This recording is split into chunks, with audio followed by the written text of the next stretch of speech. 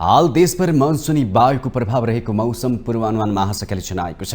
मनसुनको न्यून चापी रेखा पश्चिममा सरदर स्थानभन्दा केही माथि नेपालको तराई भूभाग आसपास र पूर्वमा सरदर स्थान आसपास रहेको छ, जसको प्रभावले बागमती गण्डकी र लुम्बिनी प्रदेशको पहाडी भूभागका केही स्थानमा कोशी कर्णाली र सुदूरपश्चिम प्रदेशका पहाडी भूभागका 1-2 स्थानमा मध्यमसम्मको वर्षा भइरहेको जल तथा मौसम विज्ञान विभागले जनाएको छ। आज दिउँसो देशभर साधारणतया बादल लाग्नेछ। देशका हिमाली भूभागका केही स्थानमा चट्याङसहित मध्यमसम्मको वर्षा रहेको सम्भावना छ। देशको पहाडी भूभागका धेरै स्थानमा चट्याङसहित मध्यमसम्मको वर्षाको सम्भावना छ।